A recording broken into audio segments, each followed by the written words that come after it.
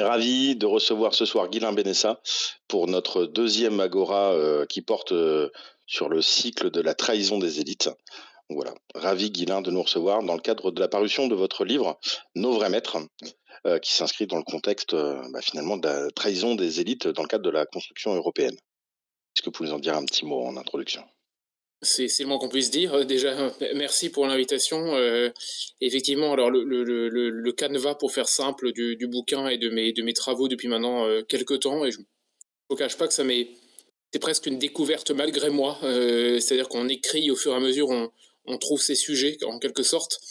Et j'avais déjà fait des bouquins donc précédemment qui traitaient de façon directe et plus ou moins indirecte, ça dépendait des bouquins, dédiés à l'Europe, on va dire, de sens large de terme, à la construction européenne, au droit européen, au système juridique européen, au système européen au sens très large du terme.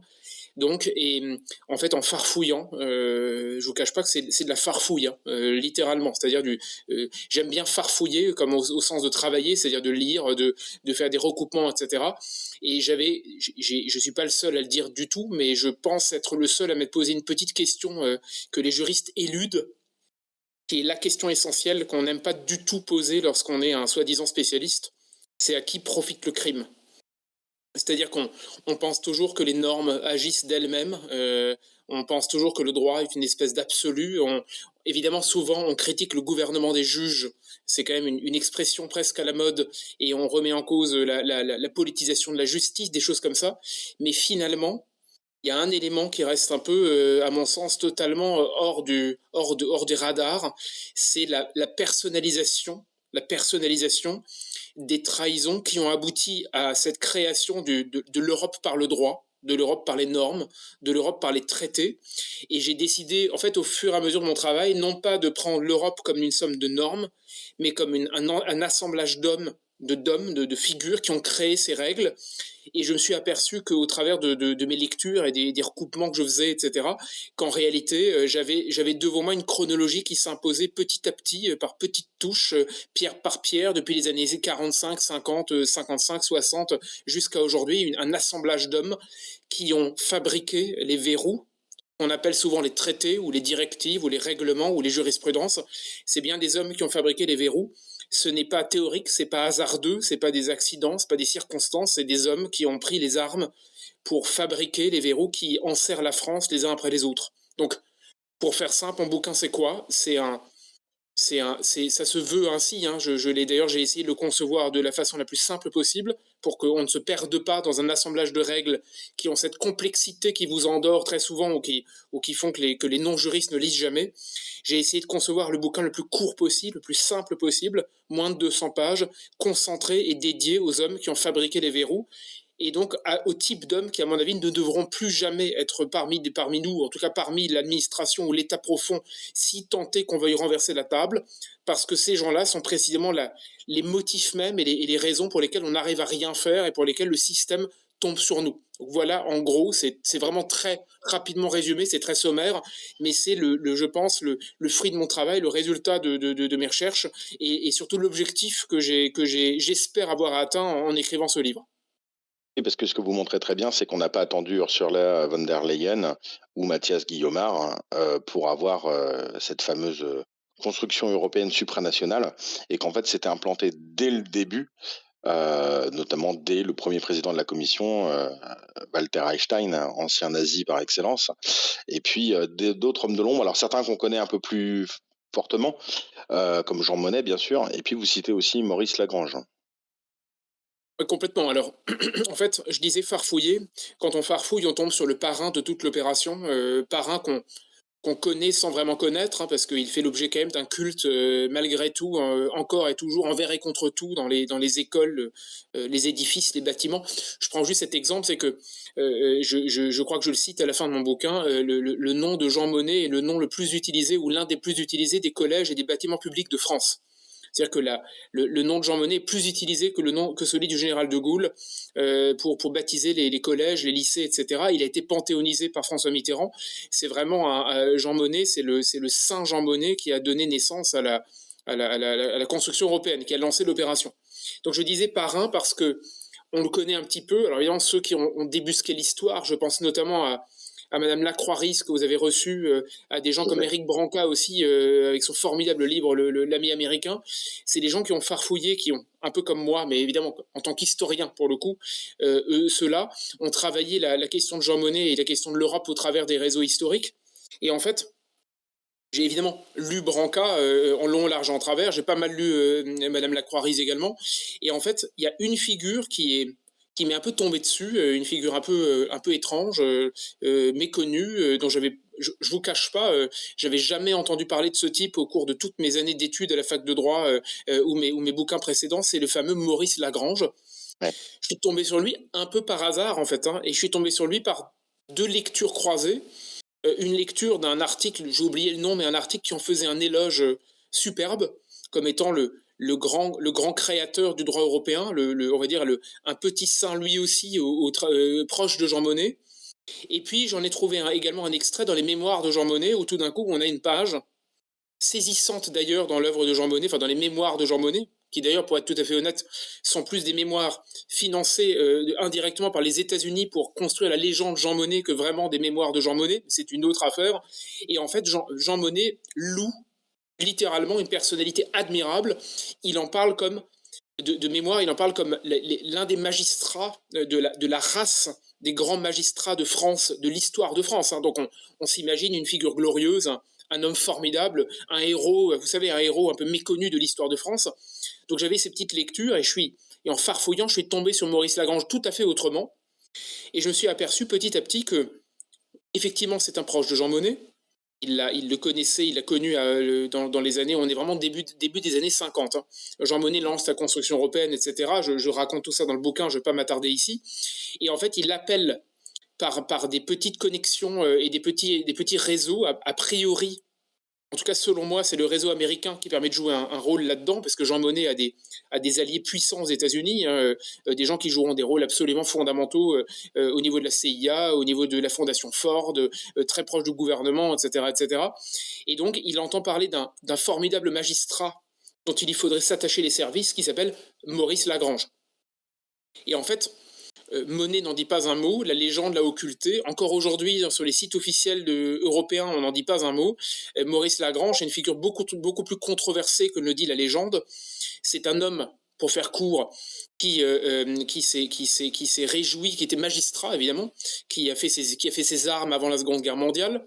Et lorsque l'étrange défaite survient et que la France est occupée, d'accord, est occupée, oui évidemment, 1940, hein, on se parle de juin 1940, il est rattrapé par Vichy. En fait, il est très heureux que Vichy l'emporte parce que c'est un pétainiste furieux, j'allais dire, un type qui toute sa vie, enfin toute sa carrière, en tout cas durant Vichy et même jusqu'en 45, 46, 47, va concevoir un vrai enthousiasme pour le maréchal Pétain. Il regrettera d'ailleurs la défaite des collaborateurs et la défaite du pétainisme et de Vichy. Et il va surtout devenir, sous l'égide du maréchal Pétain, devenir l'artisan, littéral, l'artisan du statut des Juifs sous Vichy. À tel point d'ailleurs qu'il se lamentera que le régime de Vichy n'aille pas assez loin dans l'épuration et dans l'exclusion des Juifs de la fonction publique, puisqu'il rêvera que même la plus petite secrétaire de préfecture, parce que juive, il souhaiterait à l'époque, en 40, qu'on l'expurge rapidement, d'accord, pour avoir une fonction publique déjudaïsée. Et donc c'est Oui, donc cet homme. pardon, on n'est pas ici dans l'archétype du fonctionnaire de la Troisième République qui se conceptualise comme un rouage, pas voué à diriger, mais vraiment à faire fonctionner l'État. Là, on a un vrai individu, j'allais dire politisé, conscientisé. Alors, on a le prototype j'allais dire, du bureaucrate, hein, au sens, pas forcément péjoratif du terme, c'est-à-dire du Oui, oui. magistrat extrêmement technicien qui se love, pardon, avec plaisir au Conseil d'État, d'accord, qui est un juriste hors pair. La question ne se pose pas, mais qui par contre en 40 prête allégeance au maréchal Pétain très nettement. Et lorsqu'il est à la fin, ce qui est très intéressant, c'est que il écrit un article dans la revue des Deux Mondes où il reviendra d'ailleurs sur qu'est-ce que le pétainisme en quelque sorte, et il écrit lui-même au maréchal Pétain à la fin de la guerre pour lui signifier qu'il est triste que l'œuvre se termine ainsi parce que c'était une œuvre de redressement de la France, qu'il y a mis tout son cœur en quelque sorte, et on voit qu'il avait vraiment une adoration pour le maréchal Pétain qui dépassait et de loin, vous voyez, la collaboration purement fonctionnelle. C'est pas uniquement un mec qui a été recyclé par le régime, c'est un homme qui s'est senti extrêmement bien dans ce régime et qui était bien plus pétainiste qu'autre chose, qui en quelque sorte, d'ailleurs il dira la chose suivante, la phrase est juste, hein, les termes ne sont pas exactement ceux-là, et encore, il dira d'ailleurs que si la France a tenu, ce n'est pas grâce à la résistance, parce que la résistance a pu tenir grâce au pétainisme et au régime de Vichy. Donc le renversement, il le perd clairement. C'est un vrai, comment dire, c'est un pétainiste. Il se cache pas. Et en fait, là où ça devient très intéressant, c'est là où la bascule. Je ne plaisante pas. Alors c'est à la fois, je me permets, un peu complexe pour les non-juristes et en même temps d'une limpidité totale. C'est qu'en gros, tout le modèle de la justice européenne, la fameuse Cour de justice européenne qui est à Luxembourg aujourd'hui, hein, c'est les juges les plus puissants d'Europe, hein, les juges européens en quelque sorte. Ce modèle-là de la justice européenne, il est fondé sur le modèle du Conseil d'État. Il y a des jeux de reprise, des jeux de symétrie sur la façon dont les juges européens fonctionnent par rapport au modèle du Conseil d'État. Et si cette symétrie existe encore en 2026, c'est parce que Lagrange a été appelé par Monet et que c'est lui qui a une idée extrêmement simple, puissante et forte, qui a d'ailleurs aidé fondamentalement l'armature de Jean Monnet, c'est qu'il a calqué d'une certaine manière le fonctionnement du Conseil d'État, le fonctionnement des juges européens a créé à l'époque, toute l'armature a créé, il l'a calqué sur le modèle du Conseil d'État dont lui-même était issu, puisque c'est un membre de la haute juridiction administrative française. Donc, ça veut dire quoi? C'est-à-dire que sans Maurice Lagrange, probable que les juges européens n'auraient pas eu la même fonction qu'aujourd'hui, probable en tout cas que le pouvoir du droit européen n'aurait pas été le même, et lorsqu'on sait que l'Europe c'est du droit, avant tout, Walter Hallstein d'ailleurs, on en dira certainement un mot, l'a d'ailleurs très bien dit, que concrètement que l'Europe et le droit se confondent, et qu'en fait l'Europe est une construction technocratique fondée sur de l'économisme, si je puis dire, et des normes. Celui qui contrôle la fabrique de la norme contrôle la construction européenne. Donc finalement, au fur et à mesure, après Jean Monnet, etc., ce sera une espèce de voie royale, puisque les juristes fabriquent, font, interprètent la règle, cette règle-là même qui constitue l'armature de la construction européenne, l'armature de cette superstructure européenne, sans laquelle, en fait, aujourd'hui, qui constitue la chape de plomb sous laquelle nous vivons depuis maintenant 70 ans, en quelque sorte. Oui, parce que ce que vous expliquiez aussi, c'est que ce système des juges, il est fait aussi en défiance des peuples. Qu'il y a une vraie critique ici de la démocratie, une critique idéologique structurelle par ces individus. Complètement, complètement.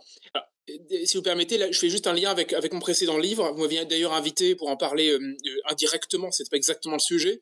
J'avais fait un bouquin sur le référendum français un peu classique, les grands référendums on va dire de l'âge d'or gaulien jusqu'à ce qu'il en reste aujourd'hui. Pas grand-chose, puisque depuis 2005, c'est le grand désert.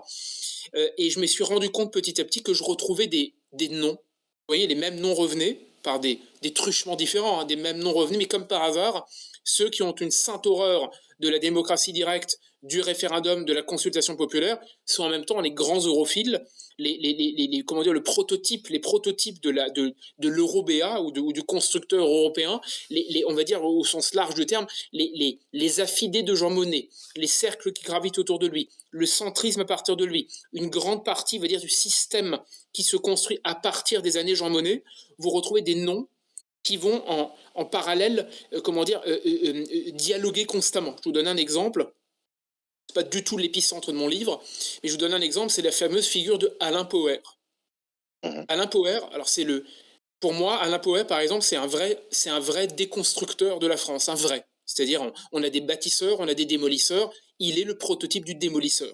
Je fais quelques points très simples, et comme ça me permet aussi de changer un peu d'époque, parce qu'on me dit souvent que oui, mais c'est les années 50, ça a changé, après il y a eu des évolutions. Oui, bon, tout ça est très théorique.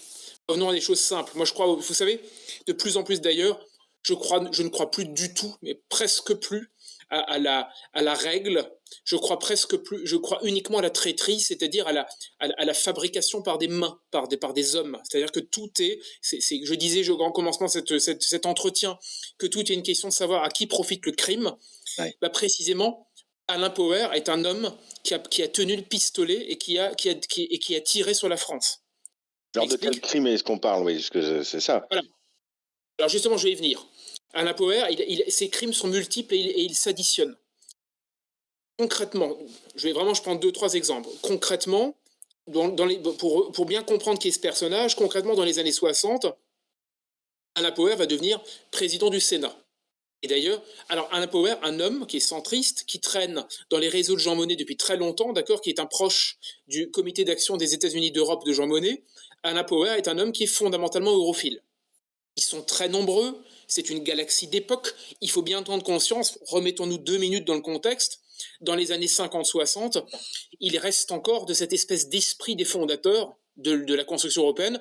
On s'imagine qu'il n'y a pas d'avenir sans l'Europe, que l'Europe c'est la paix, d'accord, au sens vraiment premier degré du terme. Je ne parle pas du tout des pseudo-fabricants de paix à la Emmanuel Macron, je parle de gens qui y croyaient véritablement. Il y a déjà des gens sincères.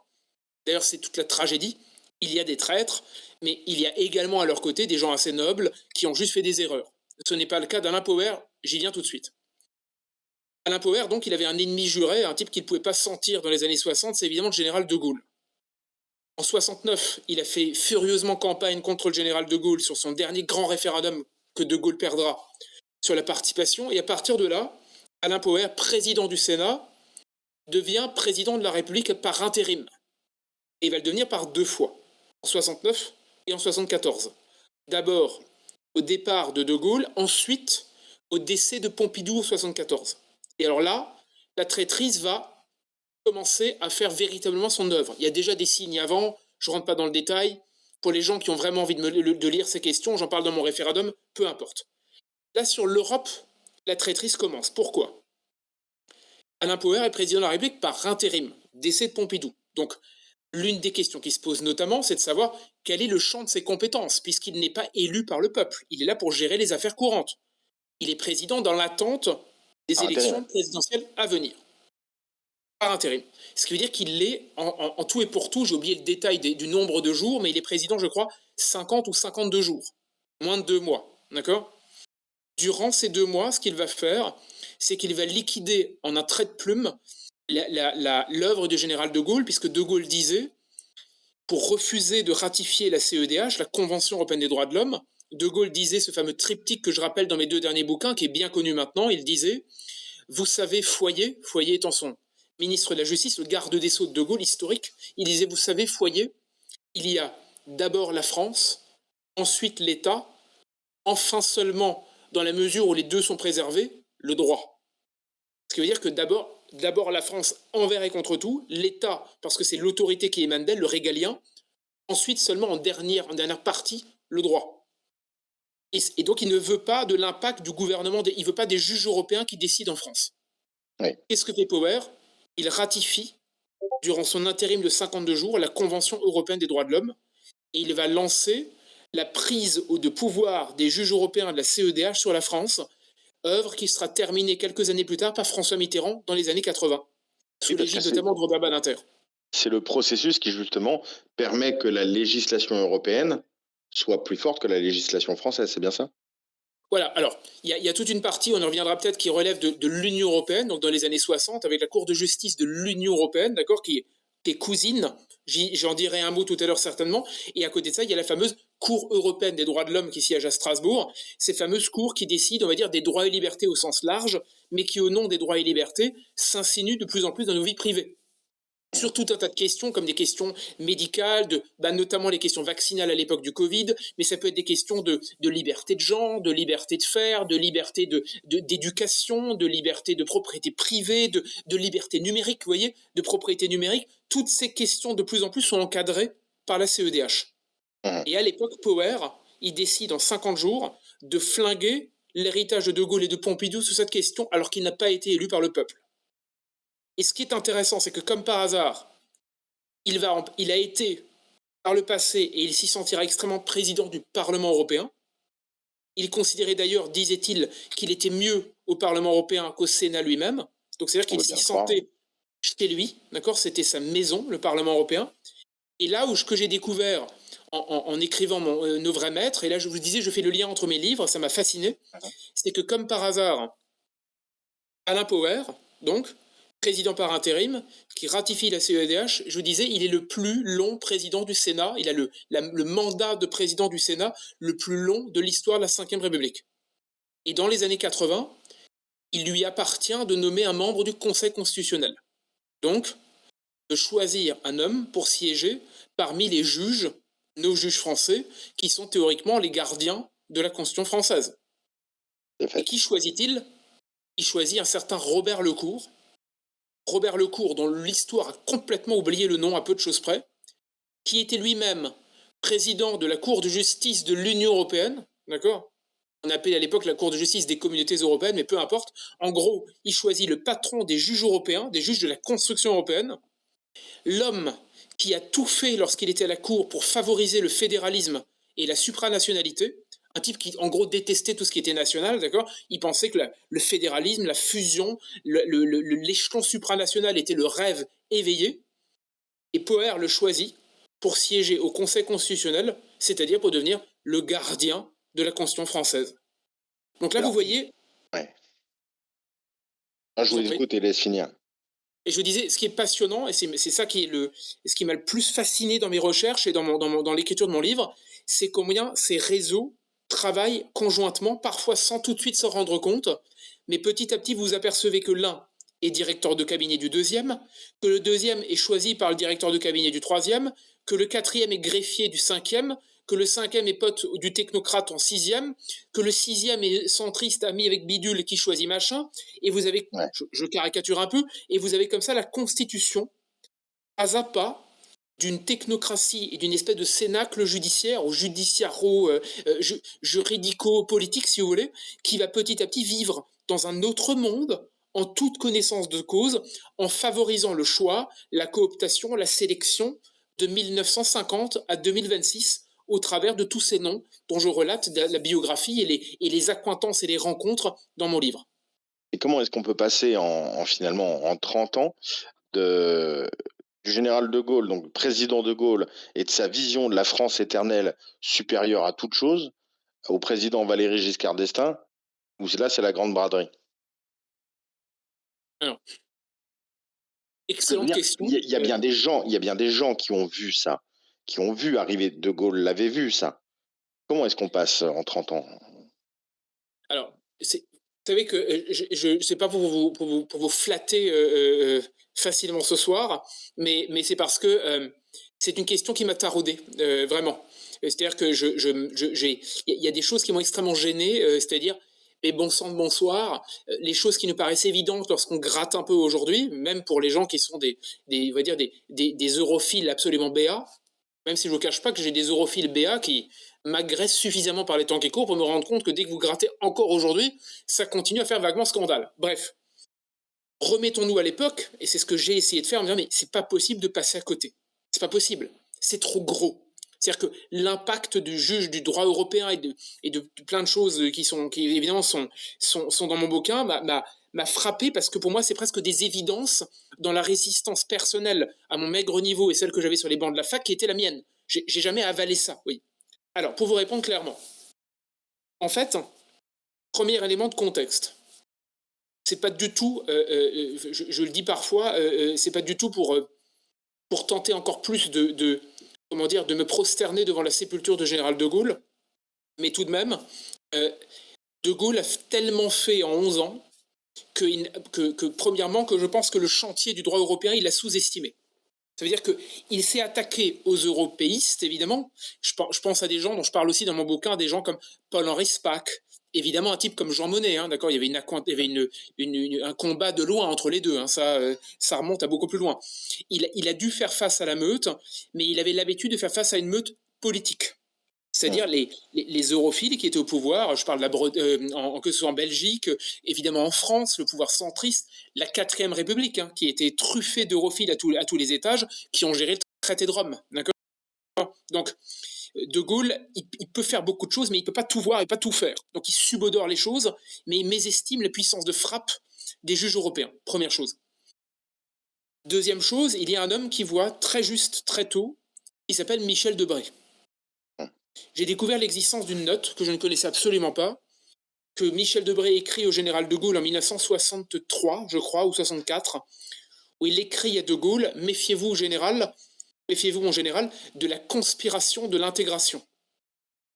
Ça veut dire que Debré lui-même a conscience d'une conspiration à l'œuvre, c'est-à-dire d'un réseau de juristes et de technocrates au sens large. Ils sont à la commission, ils sont à la cour de justice. Je ne vais pas tout raconter évidemment ce soir. Tous ces hommes-là travaillent de concert et Debré les voit faire. Alors, il les voit faire à petites touches, mais il comprend ce qu'il joue, il le comprendra bien. Et d'ailleurs, dans les années 70 et même 80, il sera l'un des plus offensifs à l'égard des juges européens. Il se lâchera dans des éditos. Aujourd'hui, on n'a pas un quart de ces éditos. Aujourd'hui, on est truffé théoriquement de gens qui se rendent compte, qui n'arrêtent pas de gueuler contre l'Europe, mais ils n'ont pas le quart du verbe et de la puissance à la fois lyrique et opérationnelle d'un homme comme Michel Debré, parfois dans les éditos, dans Le Monde, dans Le Figaro, etc. Il y allait honnêtement franco par rapport à pas mal d'autres par la suite. Donc Debré l'a vu. Mais Debré, il est ministre. C'est-à-dire qu'il a beaucoup de choses, il est Premier ministre, pas uniquement, d'accord, il aura d'autres fonctions sous le général, et puis il est l'un de ses plus proches, mais il gère un ensemble de dossiers. Ce qui veut dire que là aussi, il n'a pas que ça en ligne de mire. Et alors là où c'est passionnant, et je vous assure, j'ai mis du temps à trouver des informations précises, parce que c'est compliqué, moi aussi, comme vous, je me dis, ils n'ont pas pu passer à côté, c'est pas possible, survient un arrêt fondamental qui est pour moi le début de la catastrophe. En réalité, le début a commencé bien plus tôt, puisque dès 1950-51, je raconte dans mon bouquin combien l'armature du fédéralisme et la supranationalité complètement figée dans le marbre par Lagrange et par d'autres, des mecs comme Michel Godet, qui est le patron juridique de la commission, Walter Hallstein, le fameux ex-nazi devenu patron de la commission, lui aussi. Donc il y a vraiment, c'est quelques juristes c'est un assemblage de technocrates fondamentalement favorables à la supranationalité au fédéralisme qui se mettent d'accord. Et donc, concrètement, en 63, il y a un arrêt fondamental qui tombe, enfin il y en a plusieurs d'affilée, il y a un arrêt Costa contre Enel. Un arrêt, donc une décision rendue par les juges européens, la Cour de justice qui siège à Luxembourg. Vous prenez n'importe quel manuel de droit européen aujourd'hui, même de droit constitutionnel, d'accord ? Tout ça est passé dans l'héritage que vous enseignez à Sciences Po, en droit, dans les manuels un peu partout. Vous voyez, c'est devenu normal. Costa contre Enel invente ce qu'on appelle le principe de primauté. Ça veut dire que les traités européens priment le droit national. Ça veut dire quoi ? Parlons plus clair. Ça veut dire que pour les juges européens en 63-64, l'Europe vaut plus dans son droit que les souverainetés nationales et la constitution des États membres. D'accord ? Si on est honnête, l'arrêt est légèrement incompréhensible, il est assez succinct et assez peu clair dans ses motivations. Il faut comprendre un peu ce qui se joue. Il le dit en quelques lignes seulement, mais en 2-3 lignes, c'est notre univers mental, notre univers historique, notre univers philosophique qui s'effondre sous le poids de quelques juges dont on connaît strictement rien, avec à leur tête ce fameux Robert Lecour, dont je parlais tout à l'heure, qui sera l'homme choisi par Alain Poher pour siéger au Conseil constitutionnel. Là où je veux en venir, c'est que lorsque cette fameuse décision tombe, la Cour de justice propose au gouvernement français de formuler ce qu'on appelle des observations. Ça veut dire que avant que la décision soit rendue, d'accord, officielle, on dit quand même au gouvernement français, ça vous gêne ou ça vous gêne pas ? Et ça vous pose un problème cette décision ou pas ? Ça veut dire qu'en amont, on demande au gouvernement son avis. Pas très compliqué à comprendre. Hein. Donc, il y a une petite discussion en Conseil des ministres, puis ça va vers le ministre des Affaires étrangères, puis le ministre de la Justice, d'accord ? Alors, je vais vous dire, par un assemblage de petits réseaux de l'administration française, et aussi par l'ignorance et malheureusement, parfois, vous savez, c'est comme ça, on passe à côté des choses, le gouvernement français ne formule aucune observation. Il passe à côté. Il y a un juriste qui s'appelle Bresson, dont j'avais jamais entendu parler, qui élève la voix, d'accord, qui fait une petite note en disant « mais vous vous rendez compte de ce qui se joue, il faudrait qu'on fasse quelque chose », sauf qu'il n'est pas vraiment entendu, que sa note finit dans les limbes, que tout ça passe un peu à côté de tout le monde, que personne ne se réveille dans les délais, d'accord? Résultat, il y a personne ne fait de formulation, personne ne fait d'observation, l'arrêt est rendu et la primauté commence. Et ils le voient pas ou ils choisissent de ne pas le voir? Une petite partie le voit et s'en réjouit parce qu'évidemment, Oui, comment dire, dans les arcanes de l'administration française, vous avez aussi des europhiles complets, d'accord, qui sont favorables à tout cela. Mais vous avez aussi, très honnêtement, des gaullistes pur sucre qui passent à côté parce qu'il ne faut pas l'oublier. Nous, aujourd'hui, on a l'habitude que le droit soit partout. Vous n'allumez plus la télé, vous regardez plus une émission sans qu'à un moment, il y ait quelqu'un qui commence à se poser la question de savoir, mais comment ça se fait que telle norme, comment dire, que telle règle joue tel jeu? Comment ça se fait que les juges puissent avoir un tel pouvoir? Vous voyez, on est rentré dans un univers complètement judiciaire. C'est devenu mmh, une, la preuve d'ailleurs, combien de juristes on a besoin partout. Les hommes politiques sont des juristes, enfin souvent, ou des énarques. Vous en avez partout. J'en sais quelque chose, d'accord. Le nombre de confrères qui sont approchés, je veux dire, ou je veux dire, d'une manière ou d'une autre, parce qu'on comprend cet état de grammaire obscur. oui, Dans les années 60, le monde ne vit pas encore comme ça. C'est-à-dire que on est encore dans un monde de la politique à l'ancienne. On a encore De Gaulle qui est chef de l'État. On a encore des hommes militaire. un peu classiques, anciens militaires en plus. Donc, ça paraît à De Gaulle et à Debré, même s'il le voit, même si Debré sent parfaitement les choses, il y a clairement l'idée que c'est pas possible. Des juges Mmh. européens dont on ne sait rien, qu'on ne connaît de nulle part, qui viennent d'être créés, dont on ne sait même pas vraiment quelles sont les compétences, qu'est-ce que vous voulez vraiment qu'ils fassent contre nous? Il y a cette Ouais, ils idée ont un pas peu peur, ouais. simple. Mmh. Exactement. C'est au fond, pour vous répondre clairement, je pense que les gens de bonne foi qui n'ont pas vu le danger venir, à part certains évidemment, ne mesuraient pas qu'une poignée de juges, il faut penser, à l'époque, la Cour de justice, c'est 7 juges, d'accord? Mmh. C'est les 6 juges fondateurs, plus 7 États, 7 juges, plus 2 avocats généraux, ça fait globalement 9 personnes, plus quelques greffiers, etc. D'ailleurs, je raconte dans mon bouquin, à l'époque, les juges, ils sont dans une villa au fin fond du parc municipal de Luxembourg, dans une villa cossue dont on ne sait rien. Ils travaillent entre eux, leur budget n'est même pas tellement important. Eux-mêmes ne siègent jamais là-bas parce que, au fond, ils se disent eux-mêmes, bon, bah, je rentre dans mon pays tous les week-ends puisque je m'emmerde comme un rat mort dans une cour de justice qui rend quasiment pas d'arrêt dans la semaine. Donc, en gros, leur boulot est cool, d'accord? On vous dirait comme ça. Mmh. Et bien, dans ces conditions presque d'oisiveté, les juges, sous l'égide de Robert Lecourt, vont donner une puissance de frappe absolument ahurissante à l'Europe, à ses normes, à ses règles, à ses traités, et plus tard, parce que tout ça est une histoire ensuite que je déroule, aux directives, aux règlements, etc., etc. En gros, si on est dans la nasse, c'est parce que dans ces années-là, on a laissé ces gens, on a laissé ces technocrates, notamment français, basculer dans un autre monde à Bruxelles et à Luxembourg et fabriquer l'univers dans lequel, depuis, il y a ce même fil qui a continué de se tisser. Comme si une maladie devenait contagieuse avant de devenir mortelle. D'abord, elle se Absolument. répand, elle verrouille et ensuite quand l'attaque se passe, il est déjà trop tard, tout s'effondre. OK. Donc là, on a vu qui? Parce que là, pour revenir à votre question et à votre propos liminaire, c'était à qui profite le crime? Le crime, on le connaît, c'est ce qu'on vit tous les jours. On a vu qui avait commis le crime. En vient la question peut-être du mobile, hein, cher maître. Pourquoi? Pourquoi faire ça? Tout à l'heure, vous évoquiez aussi Oui, la notion d'europhile convaincu, aussi la notion de l'Europe de la paix. L'idée qu'en faisant tomber les barrières, on affaiblissait les espaces entre les peuples et que du coup, en étant interconnectés et interdépendants, il y aurait plus de guerre.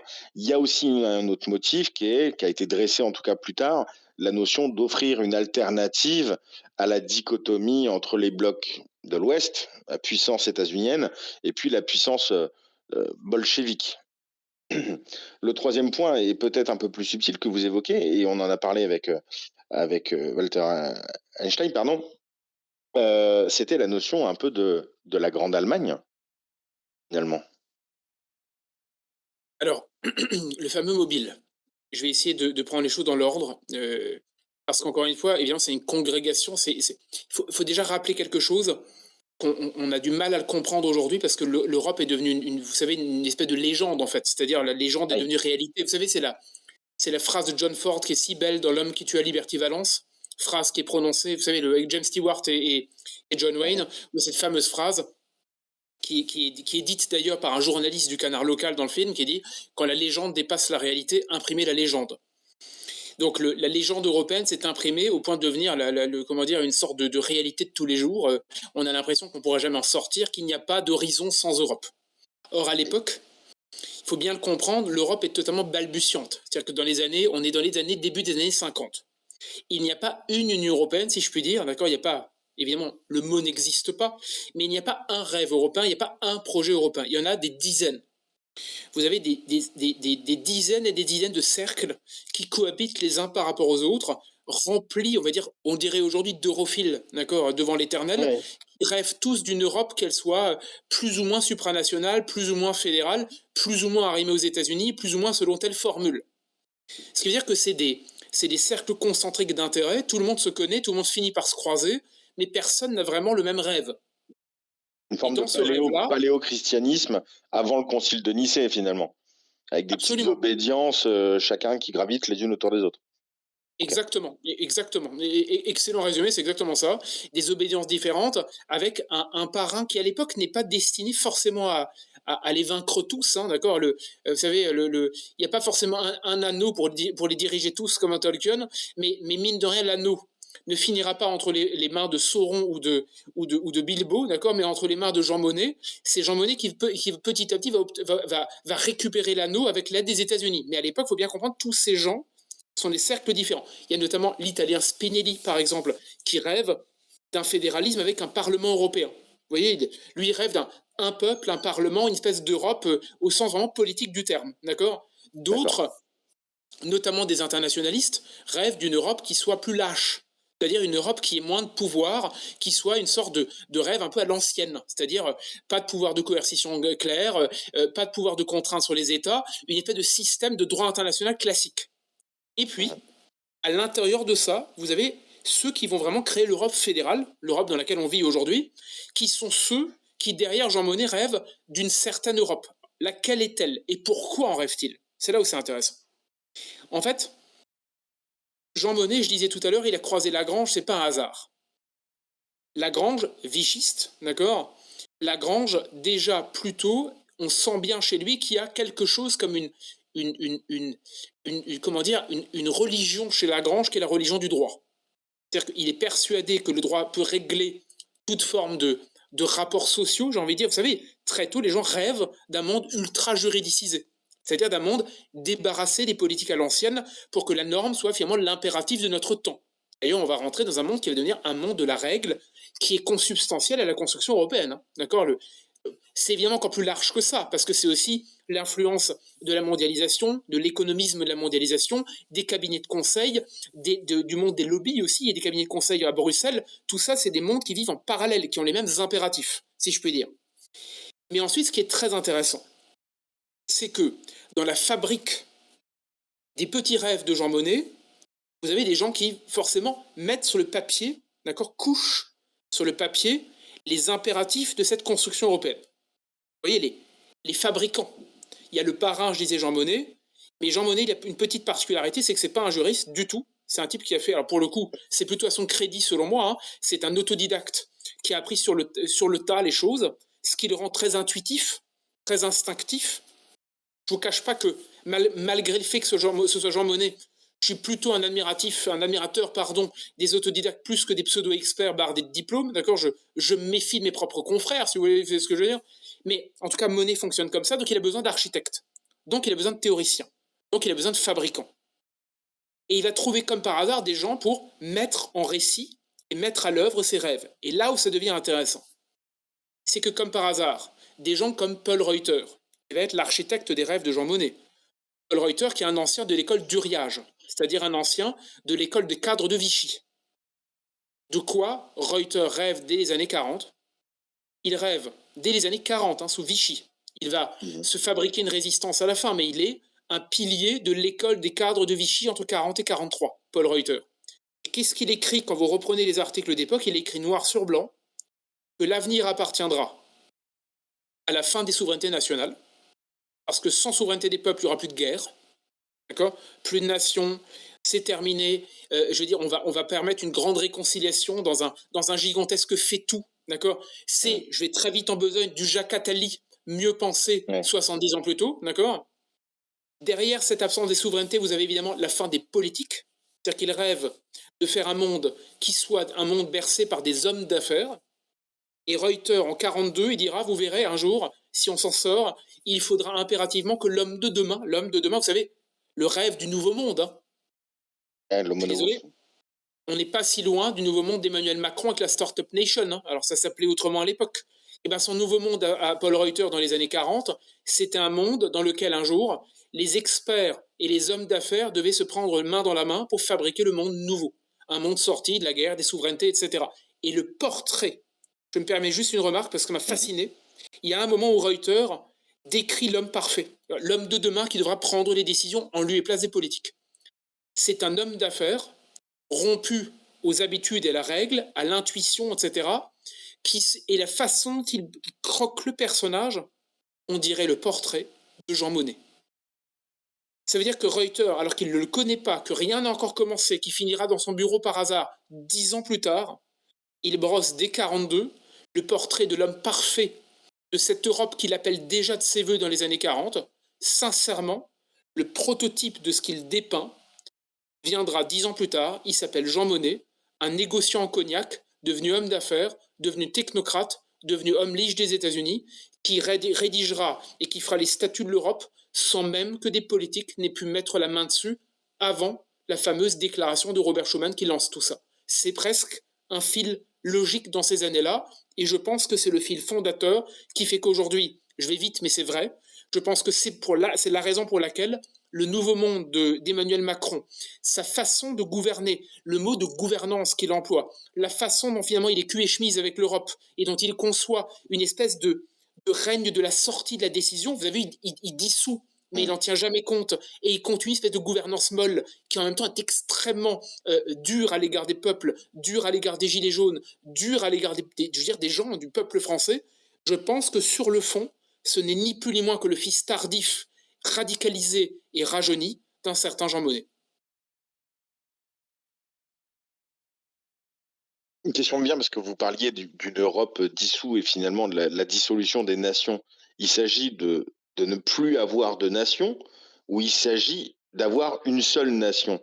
Parce que ça fait quand même beaucoup d'anciens pétainistes, d'anciens nazis qui ont tous, que ce soit pétainistes ou partisans d'un Reich millénaire, cette notion justement d'avoir une fusion, une espèce de restauration un peu confuse de l'Empire carolingien, de l'Empire romain, du Saint-Empire romain germanique, cette espèce de grand truc. En plus, la félicité de cette nation aryenne toute puissante qui va abattre la corruption des élites, ça vient d'où tout ça? Comment ça se fait qu'on en retrouve autant à la fondation de l'Union européenne? Alors, vous savez, ça c'est une excellente question également, hein. C'est assez fascinant. Là, il y a un excellent livre d'ailleurs, un petit peu plus aride, je pense, mais un livre d'Antonin Cohen sur Vichy et la communauté européenne, ou Vichy et la commission, Vichy et la communauté européenne, je crois, qui exprime très bien cette idée, c'est que la notion même de communauté européenne, de communauté, le mot de communauté, d'accord, au sens historique du terme, il vient de Vichy. Et ce qui est intéressant, c'est pourquoi est-ce qu'il vient de Vichy. Là, moi, je vous avoue que j'ai découvert ça en vraiment farfouillant là aussi, c'est parce que le mot de communauté, il avait vocation chez les vichistes d'époque à penser des liaisons sociales, si je puis dire, des liaisons, d'accord, comme la famille, etc., qui soient déliées de cette communauté qu'ils détestaient tous au plus haut point, qui s'appelait la nation. Pourquoi? Parce que la nation est fille de la Révolution française, qu'évidemment les vichistes sont beaucoup plus d'une obédience, on va dire, contre-révolutionnaire qu'autre chose, donc ils Oui. essaient de penser autrement, si je veux dire, être français. Ça ne les arrange pas beaucoup qu'on ait une souveraineté nationale et ces rêves de démocratie, de république française, qui sont quand même des héritières, directes ou indirectes, de la Révolution de 1789. Les Et qui ont Lumières, participé à l'inclusion et au développement que ce soit des juifs, du communisme ou autre. exactement, tout ça, ça les angoisse. Vous voyez, Mmh. ils rêvent de revenir en arrière. Donc la Mmh. notion de communauté, chez les vichistes comme Paul Reuter et d'autres, c'est fait pour déminer, pour déconstruire ou pour changer d'optique et sortir de ce qu'on appelait à l'époque clairement la nation, voilà, au sens où nous, on l'avait considéré comme un héritage quasi logique, etc. Donc il y a cette idée-là, première idée. Deuxième idée, vu que ces gens-là n'aiment pas beaucoup le cadre national au sens de la Révolution, ça les choque pas beaucoup de basculer dans le régime de Vichy. Parce qu'évidemment, travail, famille, patrie et la révolution pétainiste, elle pense justement une restauration de la France sous d'autres bases complètes que les bases de la Révolution française. Donc, Il y a un... Hum. Allez-y, allez-y, je vous en prie. Non, il y a un côté réforme augustienne, on va remettre en place les bonnes mœurs.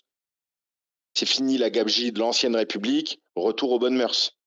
Exactement, c'est fini la gabegie, exactement. Donc, il faut modifier le langage, le mot de communauté, il faut modifier les structures, on va sortir de la République, d'accord, pour penser à autre chose, hein, à l'image de Vichy, hein, qui est une sortie tout en étant une fausse poursuite, enfin, avec ce règne tout à fait spécifique de l'État français, appelé comme tel durant le temps de la guerre. Et troisièmement, parce que, sur le fond, il y a une particularité aussi chez ces gens, c'est qu'ils associent toujours la souveraineté, c'est-à-dire les peuples, donc la consultation du peuple, la démocratie aussi, hein, parce que tout ça la souveraineté va de pair avec la démocratie, puisque l'exercice même de l'autorité se fonde quasiment tout le temps dans le cas de la nation, c'est-à-dire la souveraineté nationale, c'est le fait que la nation exerce sa souveraineté. Dès qu'on sort du cadre national, la souveraineté se détériore et part en lambeaux. Vu que ces gens n'aiment pas la nation et qu'ils ont une sainte horreur, ou en tout cas une défiance à l'égard des peuples, évidemment, il y a aussi une question aussi de discipline dans leur esprit, où ils se rêvent aussi, il faut le voir, hein, il y a aussi là c'est juste un détail, à l'école des cadres du Riage, comme par hasard, il y a une détestation du républicanisme, une détestation du parlementarisme, d'accord, et une adoration aussi à peine voilée pour le régime de Sparte, le sport au petit matin, d'accord, l'espèce de création d'un homme saint contre Ouais. comment dire, le déclin de cette république socialiste qu'ils détestaient tous, qui correspond à la Troisième République, hein, d'accord. Donc, c'est Oui, pas oui. des adorateurs de Léon Blum, hein, vous vous en doutez fortement. Donc, évidemment, ces gens-là, leur logiciel est une sortie, on va dire, de la République au sens où elle s'était finalement véritablement installée avec la Troisième République. Je ne reviens pas les grandes querelles historiques sur l'installation véritable comment dire, du sel républicain. Et du coup, ce que vous êtes en train de dire, c'est qu'il y a une confiscation du Kratos pour se débarrasser du Démos. Oui, absolument. Absolument. C'est dans l'idée même. Alors, est-ce qu'elle est plus ou moins formulée? Est-ce qu'elle est implicite? Est-ce que c'est dans leur... C'est difficile à dire. Mais tout ça est un bain. Faut comprendre comme ça. C'est une sorte de bouillonnement, d'accord, dont on trouve des traces à Vichy. Le fameux père de Giscard, Valéry Giscard d'Estaing, était également dans l'affaire, hein, des Oui, oui. nombreux vichistes qu'on retrouve à des colloques, parce que j'en parle rapidement dans mon bouquin. Tout ça, c'est des gens qui se croisent. Quand je disais tout à l'heure, Edmond Giscard d'Estaing. exactement. Quand je disais tout à l'heure qu'il y a des réseaux d'europhiles dans les années 50, 60, 70, certains, vous les trouvez à Vichy, et ils vont comme par hasard se recycler dans tous ces réseaux. Bref. Et évidemment, finir dans le centrisme typique du giscardisme, qui sera ce centrisme pro-européen, d'accord. Giscard étant lui-même un visiteur du soir, très tôt, hein, un visiteur du soir du cercle, du fond du comité d'action pour les États-Unis d'Europe de Jean Monnet, d'accord. Comité d'action des États-Unis d'Europe de Jean Monnet, sur lequel figure le premier jour sur la photo de famille Robert Lecourt, qui deviendra président de la Cour de justice de la Communauté européenne dans les années 60, qui mettra en place la primauté, qui du coup verrouillera la primauté européenne, qui se retrouvera au Conseil constitutionnel et qui formera ceux qui se retrouveront dans les années 2000 encore à la Cour de justice. Vous voyez les réseaux qui se poursuivent, etc. Et c'est vaste, tout est interconnecté, on a l'impression d'être dans une toile d'araignée. Alors, j'ai pas du tout peur de le dire, c'est un complot. Ça me dérange absolument pas. On me reprend des fois en disant non mais tu déconnes, c'est totalement excessif. Non, absolument pas. Mais Absolument attention, pas. si on reprend la définition du complot, Oui, au sens vraiment légal pour le coup, oui, on arrive à ce que vous semblez évoquer. absolument. Alors, vous savez, Du coup, complotiste. oui, pardon. Du coup, complotiste. Voilà, bon, si vous voulez, oui, ça me va très bien. Alors, du coup, complotiste. Je dis ça parce que, vous savez, l'un de mes films de chevet, depuis que je suis gosse, hein, je suis très cinéphile, mais ça n'a rien à voir avec notre discussion du soir. J'écris sur le cinéma à côté, c'est mon violon d'ingre, on va dire ça. L'un de mes films de chevet, c'est JFK, de Oliver Stone. Oui, merveilleux, superbe, grand film sur à la fois grand film sur comment fabriquer la propagande et à la fois grand film sur la déconstruction de la propagande. C'est un film très très intéressant là-dessus. Bref, dedans, vous avez, dans ce gigantesque film de Oliver Stone, il y a une question centrale qui est de démontrer qu'il y a complot contre JFK. Pourquoi je raconte ça? Parce qu'à un moment, vous avez une discussion et vous vous rendez compte que le procureur de la Louisiane, incarné par Kevin Costner, Jim Garrison, la question qui le taraude dans le film, c'est de dire il faut parvenir à démontrer qu'il y a deux personnes derrière. ouais. Parce que s'il y en a deux, il y a complot. Ça veut dire il faut parvenir à démontrer qu'il n'y a pas un homme responsable de tout, ou alors un autre homme que personne ne connaît ailleurs. Il faut démontrer qu'à un moment, il y a deux hommes dans une pièce qui ont eu la même optique et qui ont décidé ensemble. C'est-à-dire la démonstration de l'existence d'un complot. Voilà ma démarche. Et si Or, vous me vous permettez, prenez il l'Europe, insiste. c'est cela. Et Pardon. si vous me permettez, il insiste aussi en disant que le qui a peu d'importance, la vraie question, c'est le pourquoi. Absolument. Mais Vous avez bien appris vos leçons puisque c'est la magnifique discussion avec le grand X joué par Donald Sutherland lorsqu'il y a précisément toute la discussion du complexe militaro-industriel américain à l'origine, selon lui, de la guerre du Vietnam et de la mort de Kennedy en réalité. Mais c'est un autre sujet. oui. Mais j'aimerais du coup vous interroger peut-être pour conclure, puisque on va bientôt laisser les abeilles monter en tribune, puisque c'est la coutume ici. Je ne suis que le porte-parole de cette agora. Les abeilles vont pouvoir vous venir en tribune et vous poser directement les questions. D'ailleurs, c'est pour ça qu'on a choisi ce terme agora, pour que chacun puisse venir monter sur l'assemblée du peuple. Dernière question, donc, ou dernier point. On parle ici d'un état de droit supérieur à la nation, supérieur à l'État, euh, une république des juges, une technocratie. Mais puisque le droit est censé être l'émanation de la morale, Mhm. finalement, en quoi est-ce que c'est problématique? Alors je me fais le candide, hein, mais en quoi est-ce que c'est problématique d'avoir une république du droit qui est libérée du coup des instincts, libérée des intérêts finalement? Ça, ce serait ce serait, comment dire, vous savez, c'est ce qui est bon dans le meilleur des mondes possibles. C'est-à-dire, si le droit pouvait épouser la forme de la morale, et si les deux se rejoignaient, je veux dire, dans le meilleur des mondes, oui, pourquoi pas, au sens absolument théorique du terme. Le problème, c'est que le droit est un instrument de pouvoir. En fait, et le souci, c'est qu'on ne le voit pas comme ça. En fait, l'empire de la règle, et ça dépasse largement le cadre uniquement de l'Europe, c'est un mouvement exponentiel qui commence depuis des décennies maintenant, c'est qu'en fait, petit à petit, le fameux état de droit, vous savez, à l'origine, je ne vais pas faire une leçon d'histoire, on va revenir encore avant la Seconde Guerre mondiale, hein. On n'aura pas avancé en termes de chronologie, j'espère en termes d'idées, c'est que l'état de droit était censé être une structure pyramidale, on dit souvent la pyramide des normes, c'était une structure formelle dans laquelle on avait figé des rapports entre les normes. C'est-à-dire qu'on voulait éviter l'arbitraire, que quand en gros un tyran puisse faire n'importe quoi, et on s'était dit au bout d'un moment, on a formalisé une structure dans laquelle concrètement, d'accord, même le tyran lui-même, entre guillemets, est soumis à la production des règles. C'est-à-dire qu'en fait, tout, finalement, n'est que production de normes qui sont dans un rapport entre elles et qui fait qu'au bout d'un moment, aujourd'hui, Emmanuel Macron, même s'il fait beaucoup de mal, Dieu soit loué, en tout cas à ce stade, ne veut pas se présenter une troisième fois. On verra bien s'il nous invente autre chose entre-temps, mais pour l'instant, dans l'état du droit et de la Constitution française, il ne peut pas le faire. Il n'est pas Mais le monarque problème, absolu de droit divin, absolument. voilà, le problème, c'est qu'on a laissé les clés du camion aux juristes de fil en aiguille, et qu'en fait, le monde de cette structure formelle de l'état de droit, qui se voulait, si vous voulez, une représentation pure et parfaite d'un droit qui régit, qui limite l'arbitraire, qui permet globalement une espèce d'organisation, d'accord, de la société en fonction des règles. Le problème, c'est que petit à petit, on a laissé aux juristes le soin de définir tout ça, c'est-à-dire de l'étendre, c'est-à-dire de l'utiliser, c'est-à-dire d'en être les exégètes.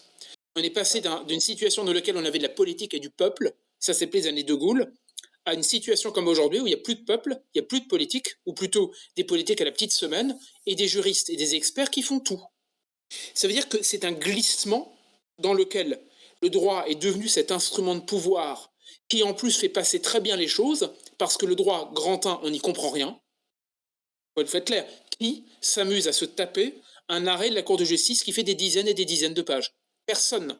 Moi-même, quand je le fais, très honnêtement, au bout de quelques minutes, je me dis, je préférais regarder JFK, vous voyez, d'Oliver Stone une 12e fois, plutôt que terminer tel ou tel arrêt de la Cour de justice. C'est pas d'une passion trépidante, mais en plus, par-delà cette dictature de l'ennui, il y a en plus le fait que ceux qui maîtrisent le droit maîtrisent les règles, maîtrisent la grammaire et maîtrisent le monde. Ça signifie que il faut impérativement être parmi eux pour prétendre se dire seigneur, maître du monde. Donc au fond, qu'est-ce qui se passe? C'est que la morale ne les étouffe guère. Par contre, la règle a comme conséquence pour eux que désormais, aujourd'hui, on ne peut plus vivre sans un alinéa, sans une exégèse, sans une jurisprudence, sans une doléance en justice, tant et si bien, je vous donne un exemple, aujourd'hui même, regardez, quand quelqu'un a une revendication, quel qu'il soit, vous voulez changer de sexe, vous voulez lutter contre le réchauffement climatique, vous voulez, je ne sais pas moi, faire une action en justice pour vous voir reconnaître un droit ou un autre. Qu'est-ce que vous faites? Vous saisissez les tribunaux. Ça veut dire que fort naturellement, tout n'est devenu que revendication, doléance, action en justice. Le droit est devenu omniprésent, raison pour laquelle constamment le droit nous encadre tous les jours un peu plus et nous crevons chaque jour un peu plus parce que ceux qui détiennent les règles, vous savez, c'est la phrase, grande phrase qui est à l'introduction de, pour ceux qui ont peut-être vu le film d'Invasion Los Angeles de John Carpenter, quand il dit c'est la règle d'or, ceux qui ont l'or font les règles. À quelque part, le problème, c'est qu'en même temps, c'est aussi la règle d'or dans le sens où c'est ceux qui ont la règle qui détiennent l'or. Et c'est comme ça que l'Europe aussi s'est imposée, et c'est comme ça qu'aujourd'hui, vous avez le sentiment qu'en France, on ne peut plus faire un référendum, on ne peut plus faire passer une loi, on ne peut plus qu'une décision soit rendue, on ne peut pas faire une loi sur l'immigration, on ne peut pas faire la réforme des retraites, on ne peut pas demain penser quoi que ce soit sans respecter la jurisprudence du Conseil d'État, de la Cour de cassation, de la Cour de justice, de la CEDH, évidemment aussi du Conseil constitutionnel à l'échelon français. Voilà comment nous en sommes arrivés. Au nom du droit, on a peu à peu détruit même la possibilité de faire la politique, la possibilité pour le peuple de décider de son destin et d'être maître de son destin. Le droit a vaincu la liberté. Le droit, au fond, qui devait être l'instrument de défense des libertés, a vaincu petit à petit la liberté du peuple, absolument. Merci beaucoup. Alors, et vous n'êtes pas ni politicien, ni, je ne sais pas comment le dire, même, oui, vous n'avez pas de devin, mais la question qui m'emmène là naturellement, ce serait, bah, du coup, comment sortir de tout ça? Est-ce qu'aujourd'hui, on peut reprendre notre Kratos, à nous, Demos, dans le système dans la toile qui a été tissée? Est-ce que c'est encore Alors, faisable selon vous? pour moi, chaque jour un peu plus. En fait, et là, je pense que je vais nécessairement avoir c'est ainsi, des oppositions et des questions marquées. Je m'en doute parce on me le reproche de temps en temps et c'est très bien. C'est justement, ça fait vivre la démocratie de pas être d'accord et de dialoguer. Pourquoi je dis ça? Parce que longtemps, j'ai vu le droit, je vous disais tout à l'heure, comme cette espèce de règles intangibles qui nous tombent dessus, les jurisprudences, on n'arrivera jamais à rien, la Cour de justice, la CEDH, tout ça. Je vis en tant que juriste et en tant que beaucoup de gens qui s'intéressent à tout ça, nous vivons au pays des acronymes devenus fous. D'accord? Il y a des acronymes partout. Et en fait, je m'aperçois petit à petit en travaillant que les acronymes sont dirigés par des hommes. Que ces hommes nous ont fait comprendre que ces acronymes avaient droit de vie et de mort sur nous. C'est-à-dire on vit dans des acronymes auxquels on a laissé s'élever dans le ciel des idées pures. Les acronymes sont partout. Au fond, on se dit, comment casser le Conseil constitutionnel, ou en tout cas aller contre lui? Comment casser la jurisprudence de la Cour de justice? Comment réfléchir notre rapport quelque part comment dire, aux obligations posées d'en haut, aux obligations au sens très large du terme. Et en fait, qu'est-ce que j'ai fait dans mon livre et qu'est-ce que je continue à vous dire ce soir? Les deux sont liés. Au fond, le droit, et je pense, j'espère avoir réussi à le faire, j'espère avoir réussi à montrer que le droit n'est que le fruit de la production d'un réseau. Réseau Jean Monnet, réseau des mouvements européens, réseau des europhiles notoires, réseau des membres de la Cour de justice, réseau de quelques technocrates au début à la Commission, qui vont eux-mêmes former leurs successeurs, etc., etc. Ce qui veut dire qu'au fond, aujourd'hui, c'est parce que ce réseau-là tentaculaire a le pouvoir qu'on fait croire au peuple qu'il ne peut rien faire. C'est pas parce que le droit empêche, c'est parce que ce réseau nous fait croire que ce droit veut dire ça. parce qu'il détient le pouvoir de donner à la règle le sens qu'elle a. Je vous donne un exemple. L'article 3 de notre Constitution nous dit que la souveraineté nationale appartient au peuple, qu'il exerce par ses représentants et par la voie du référendum. Ça veut dire que dans l'article 3 de la Constitution écrite par Michel Debré, René Capitan, le général de Gaulle lui-même, plus ou moins, etc., peu importe, c'est une autre histoire, la souveraineté nationale s'exerce par le référendum et par la voie des représentants. Les deux à équivalence. C'est la même chose. C'est-à-dire qu'il n'y a pas vaguement un référendum tous les 45 ans, et à côté de ça, la loi qui peut tout, il y a les deux au même niveau. Ça veut dire que pour le général de Gaulle, c'est très simple, il suffisait de lire le texte dit, c'est les deux, de façon à ce que le peuple ne soit jamais en dessous de ses représentants, il détient la souveraineté, et il doit l'exercer, j'allais dire constamment, par la voie du référendum. Ça veut dire quoi? Ça veut dire que si demain on avait des élites un minimum gaulliennes, si je peux dire, à l'ancienne, ils exigeraient par exemple, ou elles exigeraient, de pratiquer au moins le référendum comme le général de Gaulle, c'est-à-dire, il l'a fait à l'époque 5 référendums en 11 ans. Quand on pense à ça, c'est vertigineux. C'est-à-dire que toutes les questions fondamentales de notre temps, je ne dis pas tous les jours, mais quoi qu'il en soit, les grandes questions tous les 2-3 ans donneraient lieu à un référendum dans lequel on pourrait envisager des questions subsidiaires, des questions accessoires, des documents joints, peu importe. Vous modifiez complètement le rapport que les citoyens auraient avec leur propre constitution. Et le problème, c'est que les élites de ces réseaux dont j'ai parlé sont arrivées à nous faire croire, mentalement, c'est une opération de propagande aussi, avec les manuels d'instruction civique, l'école, la propagande générale, électorale, la propagande d'instruction, je veux dire, il y a tout à reprendre, les manuels, les fictions, les romans, le cinéma, tout fonctionne comme ça, d'accord? Ouais. Et arriver à nous faire croire qu'exiger ça, c'est contraire aux règles. Qu'exiger ça, c'est le contraire de nos institutions. Or, c'est écrit dans le texte. Ouais. Vous voyez ce que je veux dire? Ce qui veut dire que la question n'est pas toujours de tout rédiger, c'est juste de se rendre compte que ceux qui imposent la lecture du texte comme ils le souhaitent sont ceux qui constituent les réseaux qui ont pris le pouvoir pour nous interdire de nous ramener et de relire comme nous l'entendons le texte dans la signification de ce qu'il voulait signifier, de dire pardon à l'époque où il a été élaboré. C'est toutes ces couches superposées de mensonges qui nous ont fait croire que les textes disaient le contraire de ce qu'ils sont censés nous dire, lorsque le peuple, je le rappelle, est le seul propriétaire du parchemin suprême qui s'appelle la Constitution. Merci beaucoup, Guilain Benessa. Il est temps de passer donc aux questions directement lors de cette Agora, deuxième partie. Nous terminerons à 21h30 précise, je vous rappelle. Et on va accueillir pour commencer Colette. Donc si vous souhaitez intervenir, n'hésitez pas, vous levez la main, j'accepte votre demande de parole, vous acceptez de prendre la parole et de monter en tribune. Voilà, donc quand je vous envoie l'invitation, il faut l'accepter et puis nous rejoindre en tribune. Colette, le temps que tu acceptes, on écoute Fred. Oui, bonsoir. Alors, j'ai une question. Est-ce que vous pouvez expliquer dans le contenu des traités comment ils se sont finalement couverts avec une totale immunité, notamment, j'entends par exemple l'exemple de l'article 126 du TFUE dans le cadre de la procédure pour déficit excessif, où les décisions sont prises c'est voté par tous les membres du Conseil, sauf celui de l'État membre concerné, donc il ne peut pas être tenu pour responsable. Et d'un autre côté, l'article 11 du protocole 7 qui confère une immunité totale aux fonctionnaires de l'Union européenne. Alors, j'ai pas du tout ces articles en tête là de mémoire. Je vous réponds, c'est la première partie de l'énoncé, c'est-à-dire la question du déficit excessif. Là, honnêtement, là, faudrait que je reprenne j'ai pas du tout ça sous la main. Par contre, j'ai deux choses à vous dire pour ne pas, je botte pas en touche. C'est pour. Oui, non, bien sûr. Alors, sur la question des fonctionnaires européens, parce que là, j'ai trouvé des choses absolument ahurissantes.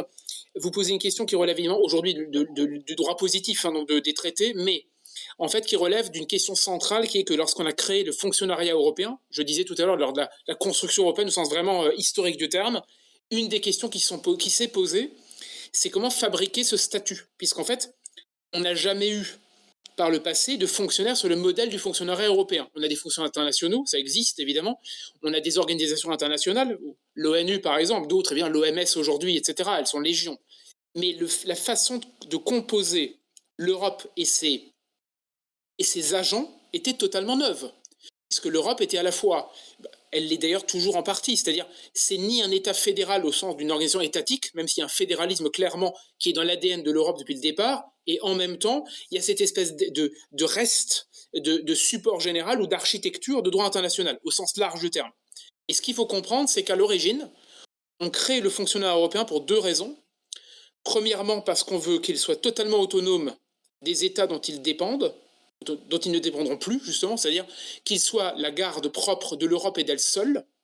Deuxièmement, qu'il n'ait surtout pas de compte à rendre, en tout cas le moins possible, pour qu'ils soient les meilleurs chevaliers, si je puis dire, au sens vraiment très discutable du terme, hein, le terme chevalier, mais pas très adéquat selon moi, mais peu importe, du modèle européen. Troisièmement, pour que précisément leur irresponsabilité soit presque totale, c'est-à-dire qu'évidemment, vous les retirez, vous les ôtez d'une forme de révocation nationale, par exemple. C'est-à-dire vous les distinguez de la perspective que le gouvernement dise à chacun, bon, tu rentres dardard chez moi, terminé, je te veux plus là-bas, en parlant de Bruxelles. Donc c'est toute une organisation. Et alors, dernière chose que j'ai aussi trouvée, c'est qu'il y a un débat, il y a une discussion très intéressante entre Jean Monnet et différentes personnes à l'époque sur la rémunération des fonctionnaires européens. Comment les payer? Moi, ça c'est c'est le nerf de la guerre, parce que ça revient justement à savoir comment on a pu en arriver là, à une vie déconnectée, irresponsable et surpayée. D'accord? Et on dit souvent c'est une inflation avec le temps, l'inflation galopante des salaires qui montent, de la rémunération, pas du tout. Michel Debré arrive dans une pièce. On s'imagine la discussion. On demande à Jean Monnet comment vois-tu les choses pour les Européens à venir, les fonctionnaires, etc. Le fonctionnariat européen. Et Jean Monnet, il ne le dit pas en ces termes, mais on comprend très bien ce qu'il veut dire à l'époque. Il dit qu'il faut les payer grassement parce que ce sera le prix de leur allégeance au modèle. Ça veut dire que ce qu'il veut, c'est qu'ils soient totalement distincts de la race, si je puis dire, des fonctionnaires de France, qu'ils soient de la race des fonctionnaires dédiés à la fabrique de ce nouveau monde. Si vous ne les payez pas assez, ils resteront malheureusement, d'une certaine manière, trop proches des leurs, trop proches de Paris et trop proches du peuple français. Donc il faut définitivement s'acheter ce que j'ai coutume d'appeler le prix de la trahison, c'est-à-dire les rendre irresponsables au maximum et les payer au maximum, histoire que d'une part, ils y soient le mieux possible, et d'autre part, qu'ils forment leur descendance. Parce qu'une fois qu'un fonctionnaire européen se rend compte que là-bas, c'est terre promise, il a tout intérêt à ce que ses propres réseaux se disent « j'ai tout intérêt moi-même à le rejoindre », puisque manifestement on y vit dans de toute autre latitude que celles sous lesquelles je peux vivre, sous l'égide, je veux dire, de cette pauvre France qui ne pourra jamais, je vous donne un exemple, cette pauvre France qui ne pourra jamais payer un juge français, d'accord, comme l'Europe, puisque un juge de la Cour de justice de l'Union européenne gagne aujourd'hui, à l'heure où on se parle, 300 000 euros par an, d'accord, 28 000 euros par mois à peu près, plus chauffeur avec voiture de fonction, d'accord, enfin voiture de fonction avec chauffeur, plus indemnité d'installation à 48 000 euros si vous installez à Luxembourg, 48 000 balles pour acheter une maison, d'accord. Je sais que les prix sont élevés à Luxembourg, mais comme prime d'arrivée 50 000 euros, c'est pas trop mal quand même, ça me semble un matelas confortable, plus des indemnités pour les enfants qui vont à l'école, etc., etc., histoire qu'on ait des écoles privilégiées et en plus qui coûtent le moins possible.